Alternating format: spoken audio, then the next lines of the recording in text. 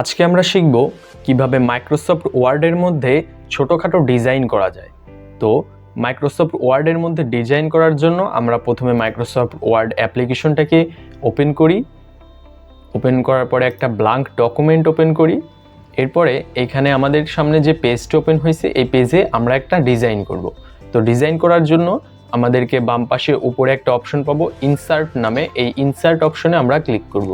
এই ইনসার্ট অপশনে ক্লিক করার পরে আমরা এইখান থেকে এই যে শেপ নামে একটা অপশন আছে এই শেপের উপরে ক্লিক করে দিব। এরপরে ধরেন আমি এখানে বাংলাদেশের পতাকা ড্রয়িং করব। তো বাংলাদেশের পতাকা ড্র করার জন্য আমরা এখান থেকে একটা পতাকার মতন একটা শেপ আছে এই শেপটাকে সিলেক্ট করলাম। সিলেক্ট করার পরে আমি এইখানে পেজের যে কোনো একটা অংশে আমি এইখানে মাউসের উপরে ক্লিক করে একটা ড্র্যাগ করে দিলাম। তো ড্র্যাগ করার পরে এই শেপটা ধরেন আমার এখানে পছন্দ হচ্ছে না, তাহলে আমরা এটাকে ডিলিট করে দিলাম। ডিলিট করার পর আবার আমরা এখানে ইনসার্টে ক্লিক করব, এরপর আবার শেপে ক্লিক করব। শেপে ক্লিক করার পরে এই যে এই অপশনটা আগেরটা থেকে বেটার, এই যে এইটা আমরা এখানে এতটুকু রেখে ড্র্যাগ করে ছেড়ে দিলাম। এরপরে আমরা এখান থেকে যদি আমরা এই মাউস পয়েন্টারটা মিডলে নিয়ে আসি এটাকে ড্র্যাগ ডাউন করতে পারবো আমরা এটাকে সিলেক্ট করে। এরপরে আমরা এটাকে পতাকার কালারটা দিয়ে দিব।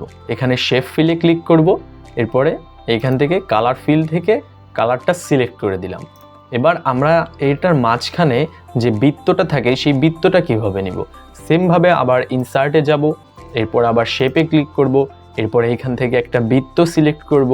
বৃত্তটাকে সিলেক্ট করে আমরা যদি নর্মালি এইভাবে টানি তাহলে বৃত্তটা এলোমেলো হবে, অর্থাৎ একদম গোল হবে না।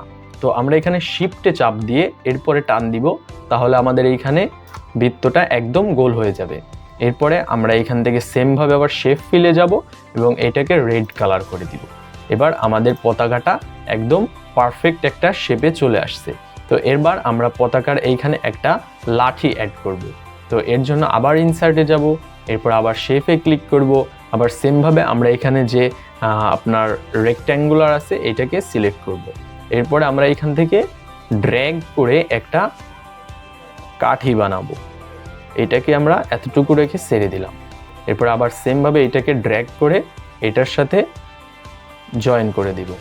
তাহলে আমরা সেমভাবে আবার ফিল কালারে যাব, এরপরে আবার এখান থেকে একটা কালার চুজ করলাম।